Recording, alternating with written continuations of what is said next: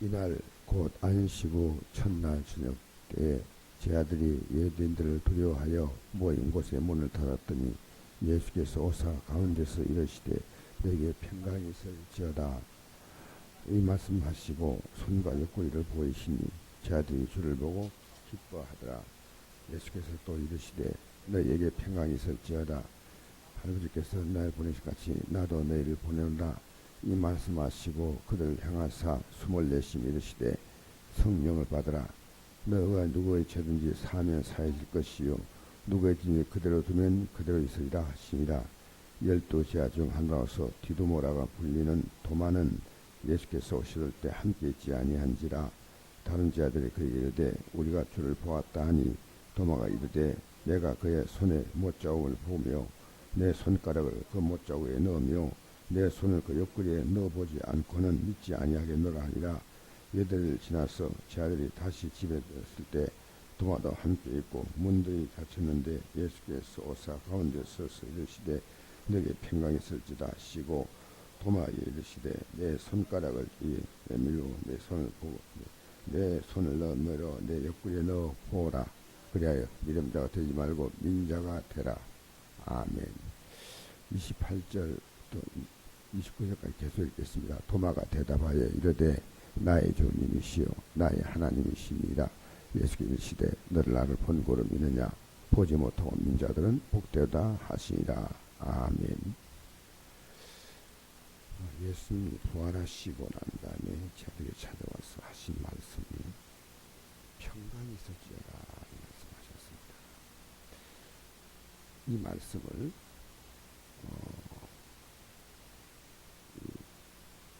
여기 보니까 세 번이나 연거푸 말씀하신 적이 나오죠. 평강이 있을지어다. 또 26절에 보니까 평강이 있을지어다 이런 말씀을 하십니다. 이 기독교의 신앙의 가장 중요한 내용 가운데 하나가 이 평안입니다. 예수님께서 맨 처음에 이 땅에 오실 때 천사가 찬양을 했습니다. 어떤 찬양을 했는지 하면 누가복음 2장 14절 보니까 지극히 높은 곳에는 하나님께 영광이요 땅에서는 하나님 기뻐하는 삶 중에 평화로다. 이 평화란 말과 평강이란 말은 같은 단어입니다. 한자도 틀리지 않은데 번역할 때 평화, 평강 이렇게 번역되어 있습니다. 요한복음 14장 27절에 평안을 너희에게 주노니 곧 나의 평안을 너희에게 주노라. 내가 너희 주는 것은 세상에 주는 것 같지 아니하리라. 너희 마음에 두려워 근심하지도 말고 두려워하지 말라. 이 평안을 말했습니다. 우리가 평화라고 하는 것이 얼마나 귀한지, 하나님은 아브라함에게 마지막 그에게 하신 축복이 뭐냐면 너는 평안히 살다가 내 열조에게 돌아간다. 그렇게 아브라함에게 마지막 복을 평안을 빌었습니다. 그 성경에는요, 이 평안이라는 부분이 굉장히 많습니다. 너무나 많은 부제이기 때문에 제가 이걸 다 뽑았는데 이게 뭐 지금 이 세 장을 뽑았습니다. 근데 뭐 제가 다 말씀 전할 수 없고요.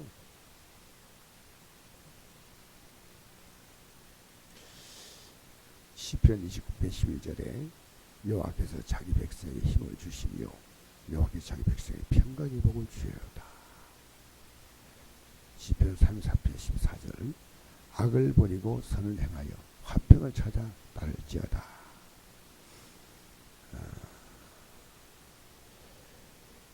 시편 128편 6절 내 자식이 자식을 볼지어다. 이스라엘에 평강이 있을지어다. 잠언 3장인데 그리하면 그것이 내가 장수하여 만회를 누리며 평강을 더하게 하리라. 잠언 3장 17절 그 길은 즐거운 길이요 그의 지름길은 다 평강입니다. 평화라는 말씀을 굉장히 많이 했습니다. 그런데 평화가 절대로 그냥 오지 않습니다. 평화는 희생을 지불하지 않고 오는 평안은 없습니다.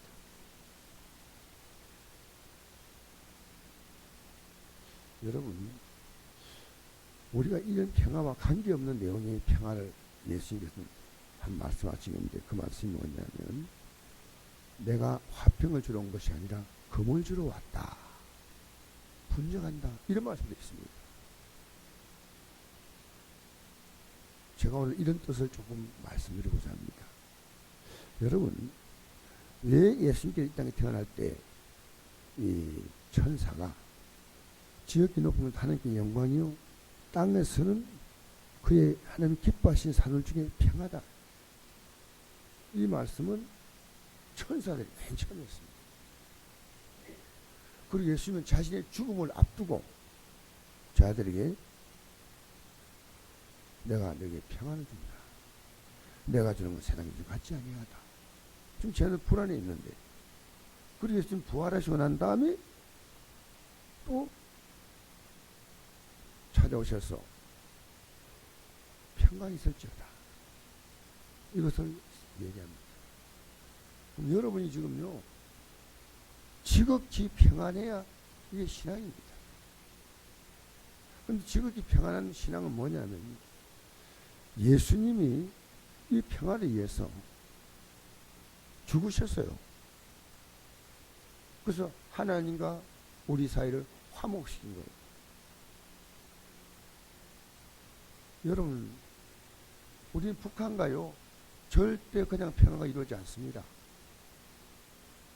어림도 없는 소리 하지 마세요.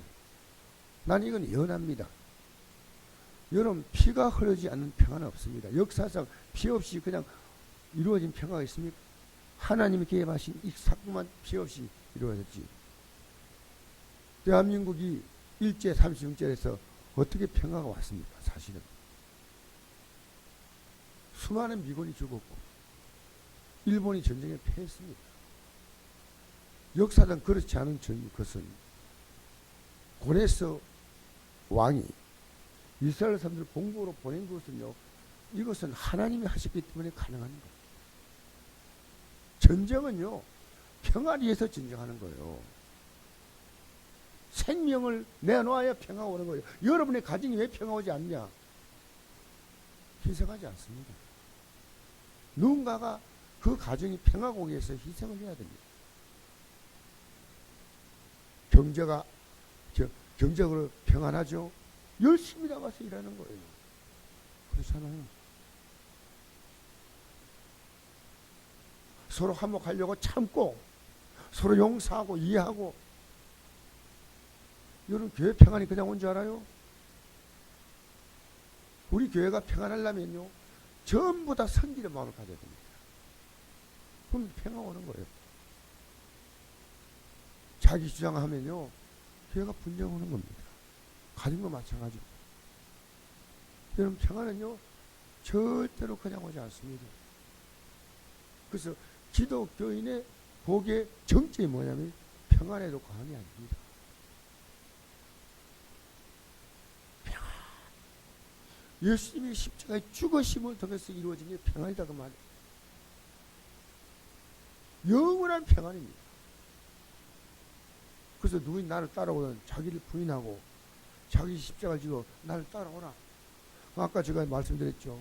내가 평안을 주러 온 줄 아니라 분정하게 한다. 그 말은 처음에 우리가 이 복음을 전하면요, 가정에는 평화가 거짓 평화가 되어서 내가 이 복음을 전하지 아니하면요, 그냥 그 나름대로의 이 형성이 되는 평화가 있습니다.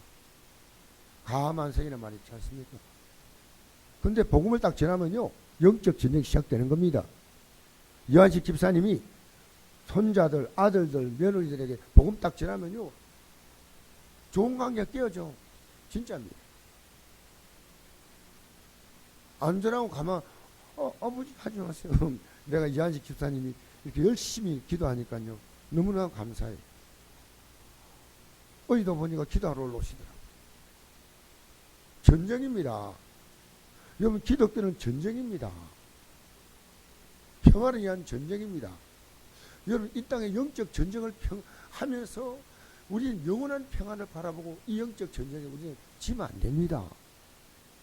실패자가 되면 안 됩니다. 여러분 세상의 유혹 앞에서 경건이 뭡니까? 영적 평안을 위해서 이 세상의 죄악의 유혹과 싸우는 겁니다. 날마다 여러분 유혹합니다. 날마다 여러분 분노하게 만들고 날마다 불안하게 만들고 날마다 두렵게 만들고 하는 세력이 있는데 우리는 그것과 싸우는 겁니다. 다 맡기는 겁니다. 우리 문제가 오면 기도로 맡기고 우리는 끝없이 평안의 전쟁입니다. 아무리 어려워도 죽음의 순간이 와도 평안하면 되지 않습니까? 저는 우리 교회가요 모든 게 조금 부족하게 보여도요 평안하면 좋겠어요. 평안하면 그 누구도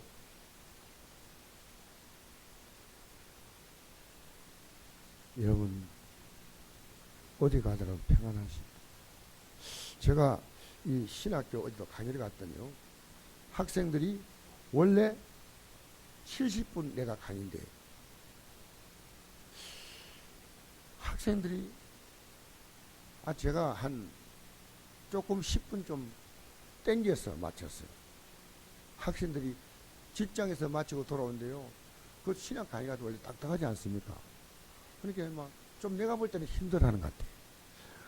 50분 정도, 60분 정도 강의가, 70분 강의가. 그래서 내가 10분을 줄여가지고 어쨌든 좀 이렇게 압축해가지고 하나님 말씀 전하니까 학생들이 휴식 시간 딱 되니까요 학생들이 아주 기쁘대요.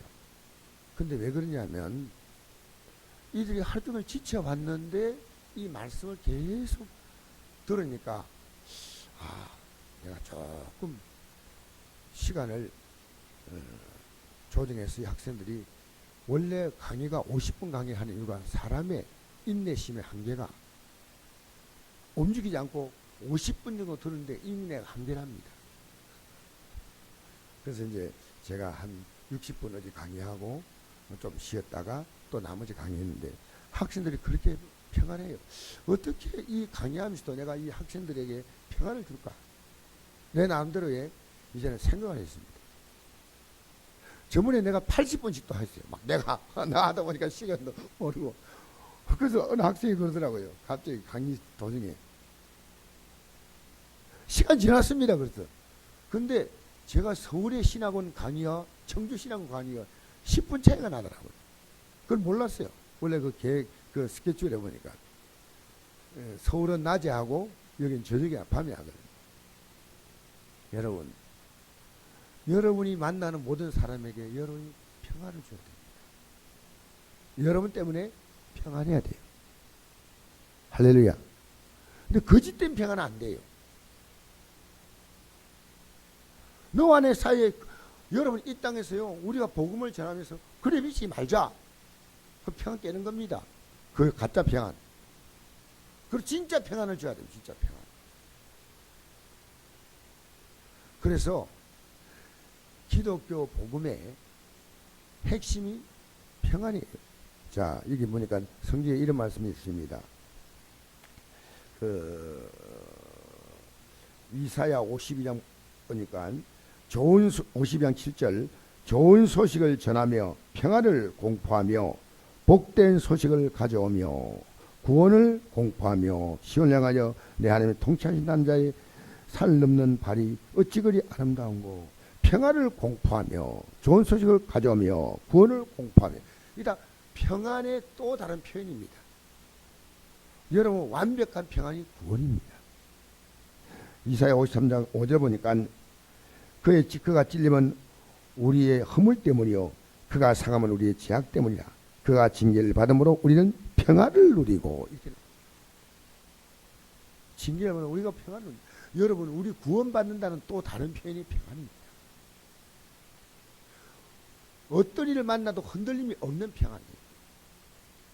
그러니까 스데반이 돌에 맞아 죽어도 그 성경에 그렇게 표현하지 않습니까? 스데반이 잔이라. 잔이라. 여러분 세상에 언제나 세상은 평안하지 못합니다. 분분합니다. 경제도 분분하고 정치도 분분하고 우리 사회 여러 모든 분야가요 평화로운 곳이 없습니다. 우리는요 오늘 이 아침에 기도할 때 평안의 복을 빌. 자, 여러분 성경에 보니까 우리가 이 땅에서 사람들에게 복음을 전하러 갈 때 집에 그 집에 평안을 빌라 이렇게 있어요. 평안. 마태복음 10장에 평안을 빌라. 어떤 집에 간지 제일 먼저 할 것은 평안을 빌라. 평안. 오늘도 여러분이 평안하시기 바랍니다. 평안은요 절대로 그냥 오지 않습니다. 평안은 죽음의 결과로 오는 겁니다. 예수님이 이 평안을 주시려고 이 땅에 오셨습니다. 이 땅에 오셔서 십자가의 죽으심을 통해서 우리가 평안을 누리는 줄 믿습니다. 근데 예수님이 죽으셨다가 부활하셔도 제 아들이 왔습니다. 근데 제 아들은 평안하지 못했어요. 두려워하고 있어요. 왜 그런지 아세요? 이 복음을 안 봐드린 거예요. 안 봐드린 거예요. 예수님이 죽으심의 의미를 그렇게 많이 강조해도 그들은 그 평안을 받지 않았습니다. 그런데 어떻게 평안이 오냐? 성령이 오시면 성령께서 우리의 삶 가운데 평안을 주시는 영이십니다. 여러분 성령이 오셔서 우리를 진리 가운데로 인도하시는 영인데 그러니까 성령으로 충만을 받으니까요. 그전에는 이 예수님의 12제자가 사실은 핍박받기 전에 예수님의 12제자는 다 도망가 버렸습니다. 12제자가 이제 핍박받았나요? 안 받았지만 지레 도망가 버렸어요. 12제자가 다 도망가 버렸어요. 가룟유다는 그 앞에 배신했고 나머지 11제가 다 도망갔지 않습니까? 그런데 성령 받고 나서 그들은 4장 이후에 보니까 그들이 매를 맞고도 그들이 위협을 당하고도 그들이 옥에 갇혀도 심지어 사도행전 12장에 보니까 베드로가 옥에 갇혀서 다음날 베드로를 목 자르려고 했습니다. 근데 베드로가 너무나 평안하게 자니까 천사가 와서 옆구리를 팔로 찼어요.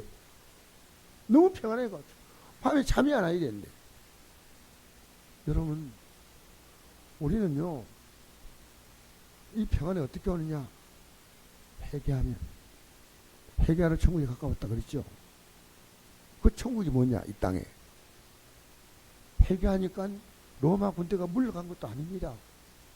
그들이 경제가 좋아진 것도 아닙니다. 회개하면 마음의 평화가 옵니다. 우리가 받을 수 있는 최고의 클라이막스 복은 평안입니다. 그래서 마태복음 5장 9절에 보니까 화평케 한 자는 복이 있나니 그들이 하나님의 아들이라 일컬음 받을 것이며. 여러분 이제는 평안을 넘어서서 화평케 합니다. 그 다음에 10절에 넘어가면 어를 위해서 핍박을 받는 자는 복이 있나니 천국이 그들의 것입니다. 나로 말미암아 너희를 욕하고 거스려 너희를 거스려 모든 악한 말 할 때 기뻐하고 즐거워하라 한 데서 너희 상이 겁니다. 너희 전에 있던 선지자도 이같이 받게 하였느냐. 여러분 우리가 평안을 주는 게 뭔지 아십니까? 복음을 주는 거예요. 가장 최고의 평안은 복음을 받아야 돼요. 예수님이 여러분을 위해서 십자가에 죽으셨어요. 이제는 우리가 할 차례입니다. 우리가 사랑해야 됩니다. 사랑하는 것은 얼마나 어려우냐? 내 자신이 죽는 겁니다. 그게 가능한 거예요. 그래서 사랑과 화평은 같은 단어입니다. 다른 말은 다르지만은 우리가 사랑하라는 말과 주님께서 오셔서 너희를 서로 사랑하라 그 말씀을 하지 않고 평강이 있을지어다. 평강이 있을지어다. 성령을 받아라. 여러분 성령을 받으면요 주님의 마음을 우리 가슴 속에 받게 됩니다. 주님이 이 땅에 오셔서 하느님께 영광이 되고 기뻐하는 사람에게 주시는 선물, 이 평안, 이것을 천사가 노래한 것은 결코 그냥이 아닙니다. 오늘 아침에 우리 한번 생각해 봅시다. 나는 과연 평안하냐? 나는 이 평안의 복음을 주었느냐? 여러분, 제가 무리한 같이 보이지만요, 어제 도착한 12시 넘어서요. 근데 제가 여기까지 도착한 게 저는 기적이에요, 기적. 왜냐면 워낙 제가 졸려가지고 근데 오늘 제가 말씀 전해야 되잖아요. 하나님이 저를 지켜주는구나. 여기까지 오면서 느낀 것이요, 하나님 나를 지켜주는구나 느꼈어요. 왜? 복음을 전하니까. 복음 전했던 누굽니까?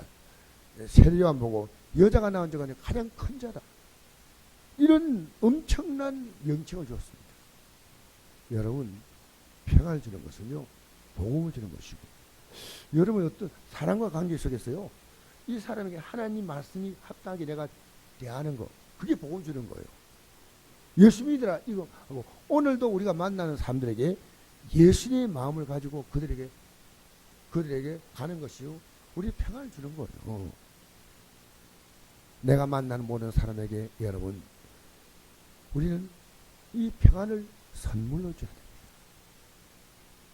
말의 평안, 얼굴의 평안, 마음의 가슴의 평안을 여러분이 전하는 하루가 되기를 주의 이름으로 축복합니다. 우리가 가는 모든 곳에 평안. 할렐루야. 기도하겠습니다. 좋으신 아버지 하나님,